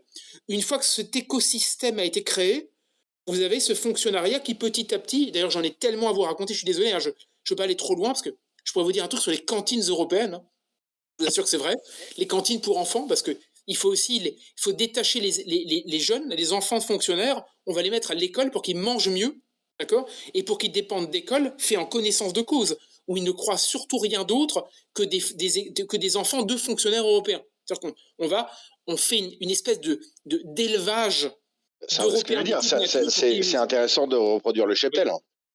Exactement. Mais ce qui est intéressant, juste après, promis, parce que je sais très bien que je suis trop long là, mais juste petit élément, c'est que on pense toujours que c'est des accidents, mais c'est parce que vu qu'ils vivent à Luxembourg et à Bruxelles à l'origine, hein, notamment les juges européens à Luxembourg, il faut bien comprendre que dans les années 60, un juge, un fonctionnaire italien, français, etc., il rêve pas de vivre à Luxembourg, hein, d'accord, c'est pas un rêve éveillé. Donc qu'est-ce qu'on fait? On le paye bien pour qu'il y vive, on finance des écoles pour ses enfants pour qu'il y reste, et on favorise toute une action générale d'éducation, d'endoctrinement, etc., parce que ça permet à tous ces gens de s'y sentir bien, et encore une fois, ensuite, de mettre en place une succession.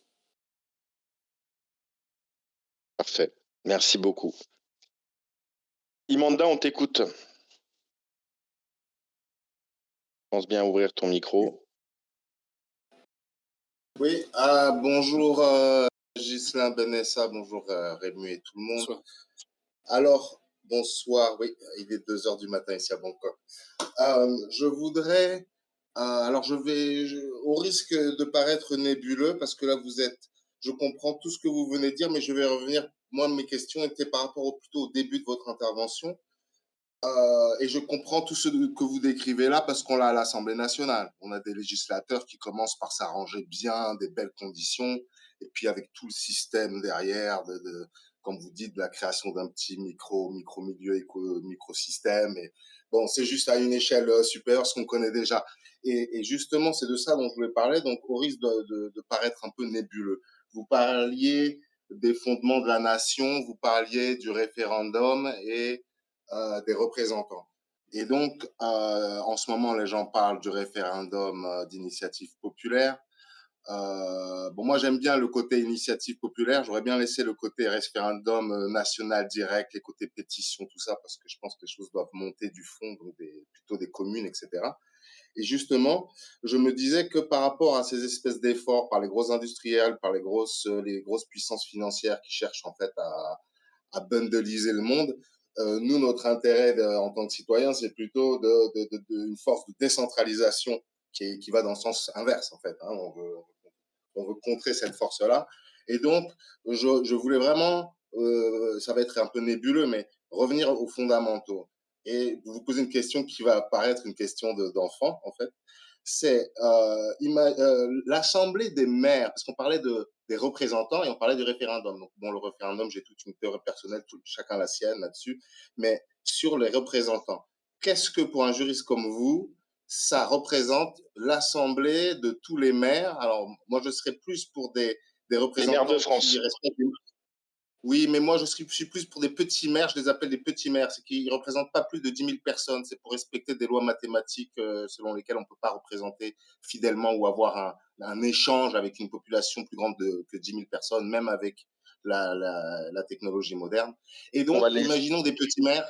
Les petits maires dont je vous parle, ils sont en fait, comment on va appeler ça, calibrés, c'est-à-dire qu'ils représentent pas moins de 5 000 personnes et pas plus de 10 000, pour qu'ils aient tous à peu près le même pouvoir de représentation, qu'ils puissent voter à la main levée, qu'on puisse juste les compter, parce que sinon après il y en a un qui représente 200 personnes. Merci Mandat.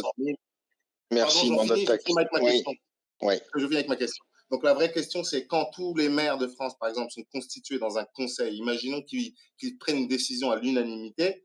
Est-ce que le fait qu'ils soient plus proches des citoyens dans la justice, dans une haute cour de justice, est-ce qu'on peut dire qu'ils sont supérieurs quand ils sont constitués à l'Assemblée nationale du fait de la proximité qu'ils ont chacun avec leurs représentés? Merci beaucoup. Tu parles en termes de droit hein, aujourd'hui? Oui. Ou en termes de morale? Non, en termes de droit. Est-ce que c'est challengeable? Ouais. Merci beaucoup pour ta question. Alors, votre question, vous me reprenez si jamais, parce que j'essaye de la détricoter, ou plutôt de la comprendre, je vais dire de façon opérationnelle. Hein. Ça veut dire pour vous, la question que vous posez, c'est est-ce que, parce que les maires sont plus représentatifs, parce que plus proches du peuple, dans cette configuration, ils vaudraient plus en termes de pouvoir, on va dire, que des représentants de l'Assemblée? C'est ça votre question? Oui. Alors, vous savez, il y a plus juste je fais lien avec le début de votre question, si vous permettez. Il y a une chose qui me gêne toujours, c'est que je n'ai jamais caché, je ne vois pas pourquoi d'ailleurs, que je pense que plus la France périphérique est représentée, mieux ça vaut. C'est-à-dire que ça, c'est une donnée fondamentale pour moi, c'est que d'ailleurs la partition aujourd'hui, on parle des maires avec vous dans votre question. Si vous regardez la partition des dernières municipales, vous avez tellement de France découpée entre la France périphérique et la France des villes. entre la France des rats et la France des champs d'un côté, et la France, on va dire, pour prendre la parabole de Molière, hein, de La Fontaine, pas au sens de la France des rats, au sens d'Emmanuel Macron, à mon avis, Bien sûr, oui. qui confond les Français. Vous savez, c'est la phrase de Marie-France Garot qui disait de Giscard qu'il n'a pas beaucoup de défauts, sauf un principal, c'est qu'il confond les Français avec des insectes. Je pense qu'Emmanuel Macron, c'est un peu ça aussi. Bref, je suis d'accord avec vous dans le principe, mais il y a toujours une remarque liminaire, c'est que la décentralisation, c'est bien, évidemment, mais la centralisation, c'est bien aussi. Je m'explique pourquoi. Parce que je me méfie toujours de la déconcentration du pouvoir, parce que le jour où il faudra frapper fort, il faudra qu'on frappe fort. Et le seul qui a tenté de frapper fort contre l'Europe et contre les instances supranationales, il s'appelait le général de Gaulle. C'est le seul qui les a calmés. Et il les a calmés pour une raison simple, c'est qu'il y allait, sincèrement, comme un boxeur qui rentre dans l'arène, qui les prend de front et qui les tabasse. Ça veut dire qu'il faut se méfier d'une déconcentration du pouvoir, parce qu'au bout d'un moment, il faudra une tête qui les mette à genoux. Sinon, on n'en sortira jamais. Ça, j'y crois de plus en plus d'ailleurs. J'y pensais pas forcément au début de mes travaux, et je me rends compte que la seule façon, au bout d'un moment, c'est de ne pas parler leur langue. C'est-à-dire qu'il faut jamais oublier ça dans la façon dont on détricote et on retricote le rapport à l'autorité. Ça ne veut pas dire par là qu'il faut un tyran à la Macron. Hein. Je ne sais pas du tout ce que je suis en train de dire. J'espère que tout le monde l'aura compris. Mais c'est juste une donnée que je garde en tête. Ensuite, je reviens vraiment à vos questions des maires imaginons une association. Alors, je pense que c'est pas le même niveau ou le même. Non, ça c'est faux. Vous voyez, moi-même je me gêne en disant ça. C'est pas la même échelle. C'est-à-dire que l'association de maires dont vous imaginez le pouvoir potentiel, je suis pas du tout en désaccord avec ça, mais il ne peut fondamentalement faire. Et d'ailleurs, c'est son moteur pour moi premier, c'est qu'il connaît son territoire. Je déteste d'ailleurs le terme de territoire. Vous voyez, je suis moi-même en réalité perfusé par la propagande contemporaine. Vous voyez, on a le terme de territoire qui a remplacé les régions, qui a remplacé la France, etc. On parle de territoire aujourd'hui. Mais je pense qu'il faut se méfier de ça. Chacun son rôle. C'est-à-dire que le représentant au sens du député, au sens noble du terme, le député, d'accord, est censé précisément représenter à la fois toute la nation et en même temps ceux qui l'ont élu. C'est toujours le grand jeu de la députation, qui est un modèle très spécifique de représentation. Le maire, il a de moins en moins, parce que malheureusement l'État n'est plus constitué, parce que la tête pourrit, donc le reste suit. Le poisson pourrit toujours par la tête. Donc de toute façon, tout suit dans une déliquescence générale. Mais sur le fond, oui, j'ai envie de vous dire, si on arrivait à avoir une déconcentration où on aurait une association des maires de France qui aurait le pouvoir, je serais tout à fait favorable à ça. Pourquoi pas l'envisager?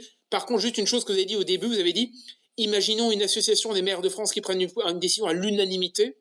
Là, je vais vous dire, si un jour vous avez l'unanimité dans une assemblée pareille, soit c'est une dictature, d'accord, littérale, ou alors l'Union européenne, hein, qui a l'art de faire croire qu'une majorité est déguisée dans une unanimité. Vous savez, c'est l'unanimisme des hommes qui parlent la même langue et les mêmes réseaux, d'accord. Mais je préférerais une assemblée où on se fout sur la gueule à 51-49, quitte à ce que le lendemain, les 49 deviennent 51. Ça me rassurera, plutôt que de croire qu'un jour, on aura une assemblée à l'unanimité. C'est juste un petit pied de nez, mais vous voyez ce que je veux dire. Je pense que vous avez très bien saisi le sens de ce qui n'était pas une critique, mais une petite remarque sur le terme d'unanimité.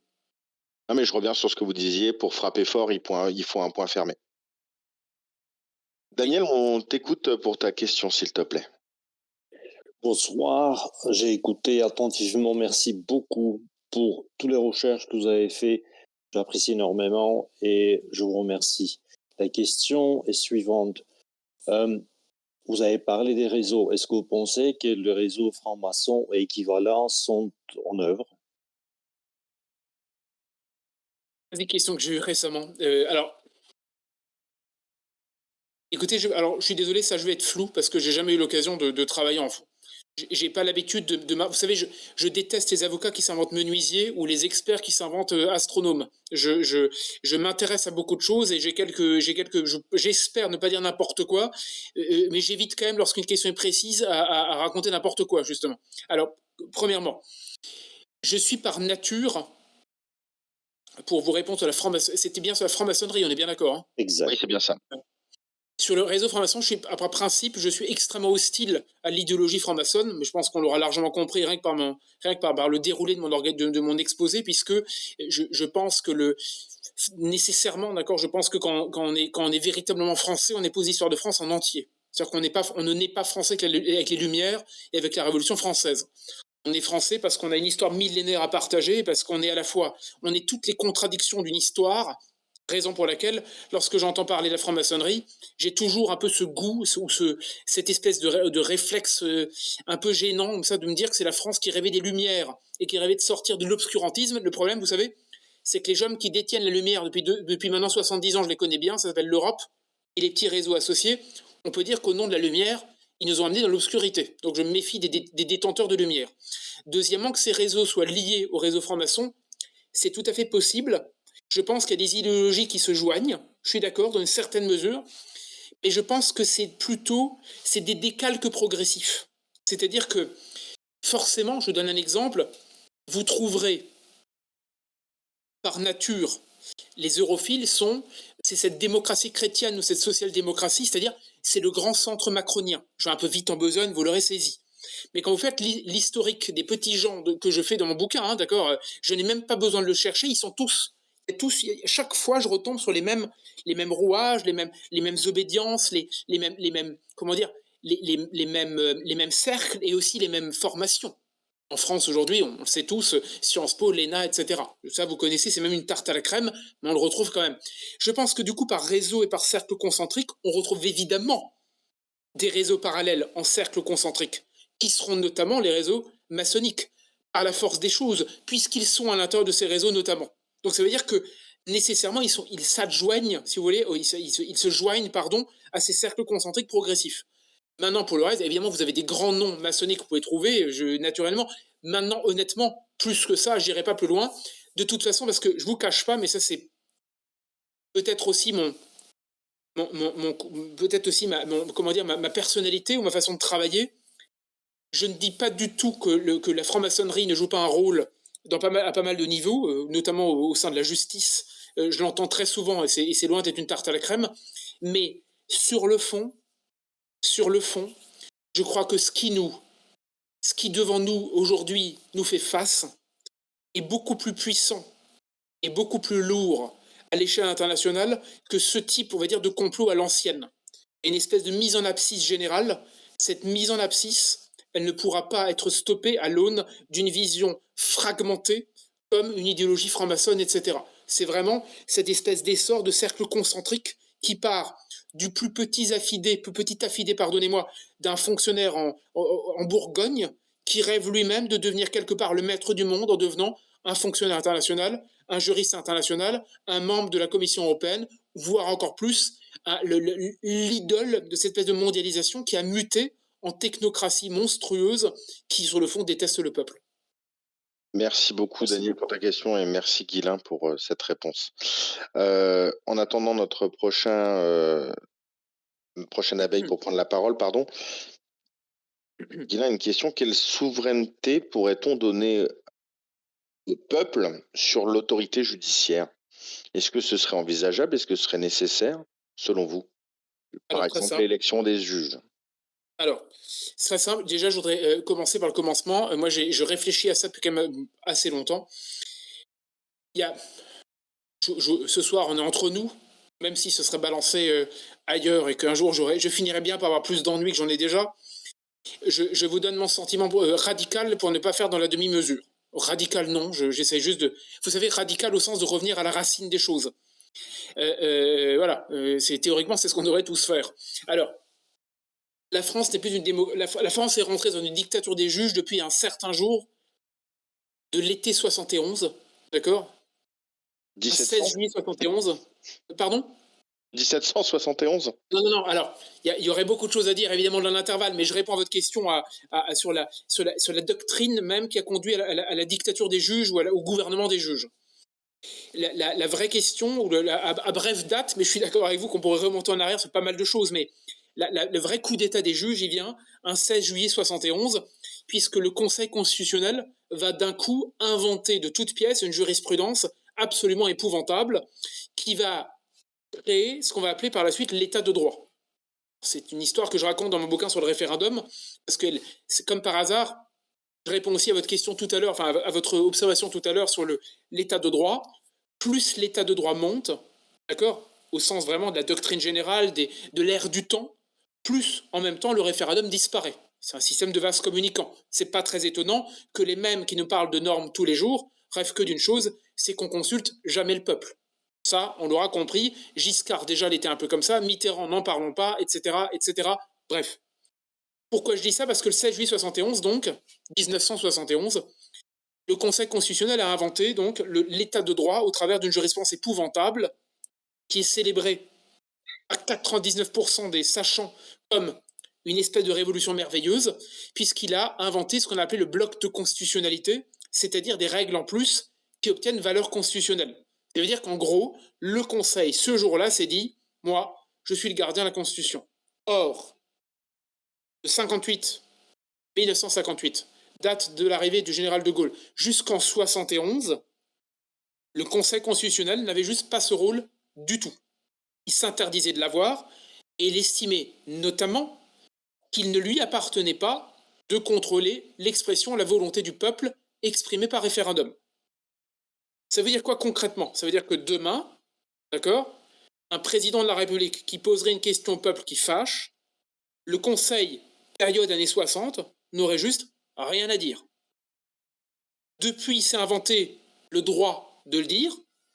Je fais le lien avec mon exposé, avec mon bouquin de tout à l'heure. Comme par hasard, de la même période, on invente en Europe le concept de primauté et tout ça qui fait monter l'Europe. Donc vous voyez, en France, c'est pareil. Les juges européens montent. Quelques années plus tard, les juges français font pareil en France. Ils prennent la norme, confisquer le pouvoir et interdire l'expression, la volonté du peuple. C'est très symétrique parce que, comme par hasard, c'est les mêmes réseaux. Vous voyez, je vous disais tout à l'heure, j'ai retrouvé des noms dans les deux bouquins. Bah ouais, comme par hasard, les réseaux continuent. Donc pour vous répondre, premièrement, je vous donne la version radicale des deux. Il faut, j'ai malheureusement pas beaucoup de temps pour l'exprimer ce soir, supprimer le Conseil constitutionnel. D'emblée. C'est-à-dire que je pense que soit on ramène le Conseil à la niche, c'est-à-dire à ce qu'il est censé faire au regard de la Constitution, entre 58 et 71.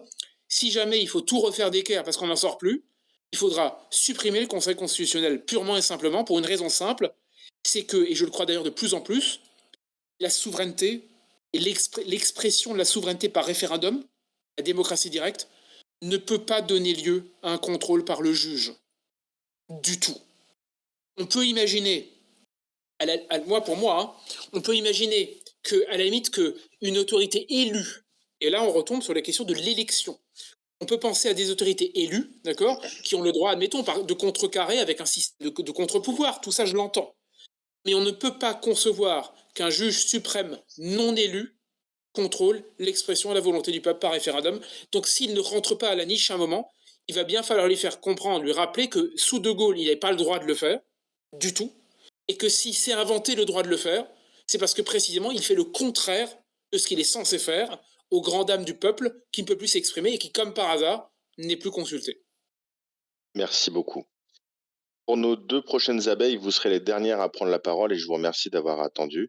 On commencera par You avant d'enchaîner avec Zanel. Je vous demanderai d'être assez succinct dans vos questions pour que Guilain Benessa puisse lui-même être succinct dans les siennes et qu'on respecte notre délai. On t'écoute, You. Pour moi, c'est simple. J'ai trouvé que votre récit était bien, mais pour moi, la CIA, il y en est quand même pour beaucoup sur l'exercice, sur comment ça s'appelle, sur l'Union européenne et même sur Hitler. La place de la CIA dans la construction européenne et dans le développement de la puissance hitlérienne. Merci beaucoup, La You. puissance hitlérienne, je connais un petit peu les grands récits, mais franchement, ça, je ne suis pas assez, je ne maîtrise pas. Même si je vois la puissance de frappe de la CIA, ok. Et sur l'Union européenne, alors, j'ai pas tellement le temps de le faire. Dans mon bouquin, ce que je fais surtout, c'est que pour éviter, vous savez, les grands récits comme ça, parce que je crois de moins en moins sur tout ce qui fait mal pour nous, pas en soi. Je crois à la puissance du récit, je crois au grand récit, évidemment, au sens mythologique et au sens de récit fondateur. Mais pour travailler un sujet, il faut partir par les vrais hommes, les petites choses, les petits réseaux. C'est là où tout commence à coincer. Et si vous prenez Jean Monnet, ce que j'ai fait dans mon bouquin, mais là, vous trouverez évidemment ailleurs d'autres sources, mais je rappelle qui il a croisé, évidemment, et à l'époque, quand Jean Monnet croise le futur directeur de la CIA, il le croise dès les années 20 à New York, lorsqu'il travaille pour un cabinet d'avocats, d'accord, on est dans les années 20 à New York. Donc évidemment, il y a un impact direct de la CIA qui déjà avant était en cheville avec d'autres et qui par la suite, notamment par le frère Dulles, qui va être patron, il y a deux frères, hein, Dulles, Alan et Foster Dulles, mais les deux Dulles vont travailler conjointement, dont l'un va devenir patron de la CIA, il connaît Jean Monnet depuis les années 20, tous ces gens sont dans une acquaintance directe, et il est clair que la CIA joue un rôle fondamental. Je rappelle d'ailleurs, je pense que là, du coup, vous devez le savoir, qu'à un moment, les États-Unis finançaient à hauteur de, je crois que c'est 200 000 dollars. À l'époque, le dollar valait quelque chose. Hein. Je veux dire, ça veut dire, je crois que j'avais fait le change à l'époque, c'est quelque chose comme 1,5 million ou 2 millions d'euros. Je veux dire, si on comparait, hein, je suis un peu vite, mais je crois qu'il y avait environ ces sommes-là qui étaient déversées par an au comité d'action pour les États-Unis d'Europe de Jean Monnet, histoire précisément de vendre la propagande du fédéralisme européen, du marché américain, de ce plan Marshall qui était aussi une façon de nous acheter, hein, le plan Marshall. C'est une autre histoire. Tout ça sous l'égide des Américains. Je vous rejoins. J'ai juste pas trop le temps de le détailler là, et c'est pas l'épicentre de mon bouquin, parce qu'à la limite, vous savez, ce qu'on sait déjà un peu m'intéresse moins. Moi, ce que je veux savoir, c'est débusquer les hommes qu'on ne connaît pas, les identifier, comprendre comment pour éviter de refaire les mêmes erreurs. C'est ça mon obsession et c'est ça ce que je fais dans Nos Vrais Maîtres. Merci beaucoup. Zanel, on t'écoute pour ta question. Oui, bonsoir tout le monde, bonsoir Monsieur Benassa et merci pour ce que vous faites, hein, parce que j'ai appris beaucoup de choses en vous lisant et en vous écoutant. Vous avez en partie répondu à la question que je vais vous poser, mais pas entièrement. C'est-à-dire que moi, je me demande quand même comment ça se fait que nos élites, enfin en tout cas tous ces hommes politiques, ont perdu le sens du service, le sens de... Ben oui, le sens du service de la nation, d'être au service du peuple. Je me demande comment, en si peu d'années, tout ça s'est évaporé. C'est vraiment une question importante pour moi. Je me permettrais, parce qu'effectivement, on a évoqué cette question-là tout à l'heure, comment en 30 ans on était passé de De Gaulle à Giscard. Plus loin, c'est effectivement là ce que semble soulever pardon, Zanel, c'est la question de la perte du sens civique, finalement, de cette probité de la nation et de la France éternelle. Là, je vais répondre rapidement, mais alors je suis totalement d'accord avec vous. Déjà, je vous remercie pour vos compliments. Vous savez, quand on croise des gens qui vous lisent et parce que c'est bien les conférences, mais j'aime parler, je pense qu'on l'a remarqué, j'aime répondre en entier aux questions, mais je crois au travail précis, parce que c'est comme ça qu'on fabrique une pensée, c'est comme ça qu'on vit avec les auteurs, qu'on vit avec soi, qu'on vit avec les autres, etc. On partage. C'est vraiment fondamental, parce que c'est comme ça qu'on affûte. Donc j'essaie de le faire. Je vous répondrai rapidement. En fait, je pense que j'avais utilisé cette formule un peu rapidement dans un des précédents bouquins. J'avais dit à la fin que qu'il est écrit dans la Bible qu'on ne peut pas servir Dieu et Mammon. Mammon veut dire argent. Donc on peut pas avoir. Et dans la Bible, il est exactement dit qu'on ne peut pas servir 2 maîtres à la fois. Je pense qu'on ne peut pas servir 2 maîtres à la fois. Je pense qu'on peut servir la France ou l'Europe, mais pas les deux en même temps. C'est-à-dire que, évidemment, l'Europe au sens d'une civilisation, au sens d'un bassin, naturellement, nous sommes européens. Je parle de la construction européenne comme une construction politique ou para-économique, tout ce marché qu'on a créé. C'est une construction qui vise exactement, c'est para-étatique, oui, un peu comme une officine paramilitaire au sens vraiment presque épouvantable du terme, si je peux dire, à côté d'eux ou en plus d'eux. Ce que je veux dire par là, c'est que quand vous dites que ce sens-là s'est perdu, c'est parce que, je disais tout à l'heure, le prix de la traîtrise font que les gens partent et qu'au bout d'un moment, l'écosystème fait son œuvre, hein, et finalement, vous savez, la norme déforme ou comment dire, on en vient à ressembler à ceux qu'on côtoie. C'est-à-dire que à Rome fait comme les Romains, à Bruxelles fait comme les Bruxellois. C'est presque un usage chez eux, quelque part. Deuxièmement, je pense, vous savez que c'est terrifiant, mais en quelques décennies, on nous a fait désapprendre la France. C'est-à-dire que, par exemple, j'ai toujours eu je me permets de le dire ce soir comme ça, j'ai toujours eu des emmerdes, parce qu'à la fac, je n'aimais pas l'Europe et que je me sentais français, mais jamais européen. J'étais un peu moins virulent à l'époque, j'étais plus jeune aussi. Je ne pensais pas écrire des bouquins et prendre position comme ça, mais à l'époque, je me rappelle, la nation, c'était pas bien.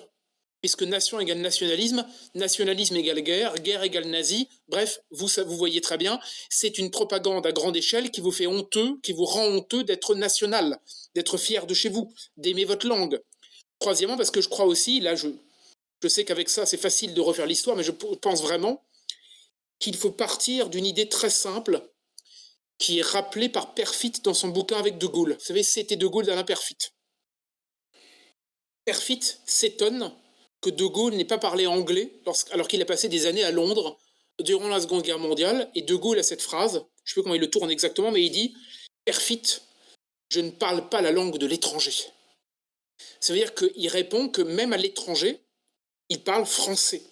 Parce qu'en fait, on comprend que chez lui, il n'a rien contre les Anglais qui l'ont accueilli, c'est pas le débat. C'est qu'il a compris que l'Angleterre égale les États-Unis.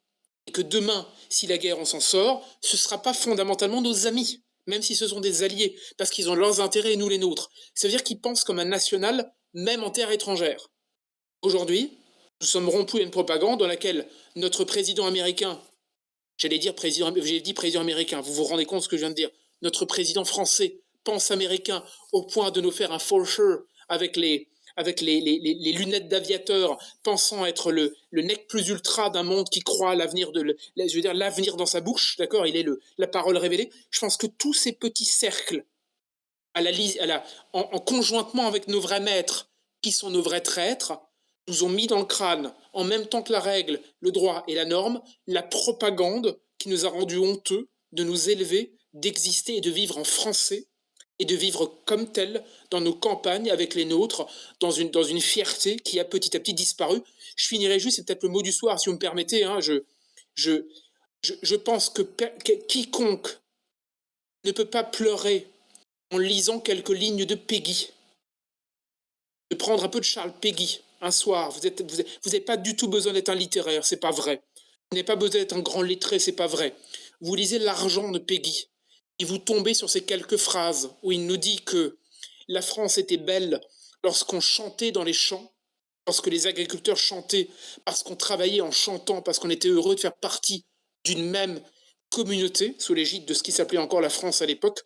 Je pense que quiconque n'arrive pas à pleurer à cela, ou en tout cas à ne pas s'apercevoir de ce qu'il y a de fondamental là-dedans, il a filé à Bruxelles, parce que ça ne l'a jamais intéressé, ça ne l'intéressera jamais, et au fond, je vous avoue, je m'en fous de plus en plus, tant que je retrouve les miens, qui continuent à faire perdurer, directement, indirectement, sans s'en rendre compte ou inconsciemment, cette France de Péguy qui ne mourra jamais, qui est toujours là, et j'avoue que moi je vois dans les Vosges, presque chaque week-end, lorsque j'y vais, c'est là où je me ressource, et je pense que cette France vit toujours. J'espère qu'un jour, nous entendrons à nouveau chanter dans les champs. Exactement. Merci beaucoup, Guilain Benessa. Ça a Merci été à un vous. plaisir pour moi que de vous accueillir. Je trouve que vous concluez en beauté ce cycle amorcé avec Annie Lacroix sur la trahison des élites. Je vous rappelle que si vous nous suivez sur YouTube, vous pouvez nous retrouver sur le Discord des Ruches 00 de Juan Branco. Nos intervenants sont là pour apporter leur avis d'experts sur leurs travaux, pour éclairer des points du programme. Et aujourd'hui, nous avons exploré justement cette trahison des élites et cette construction européenne qui serait, si vous me passez l'expression, vérolée, non pas depuis quelques années, mais bien depuis sa naissance. Merci à toutes les abeilles qui nous ont écoutés, qui ont participé, qui ont posé leurs questions, qui sont venues en tribune. On vous remercie infiniment. Guilain Benessa, je ne peux que vous remercier. Merci je suis à vous. ravi de vous accueillir pour cette seconde agora et je vous assure que celle-ci, elle est retrouvable sur YouTube. Très bonne Merci pour soirée l'accueil, à merci tous. à vous. Bonne soirée. Merci beaucoup. Bonne soirée à tous.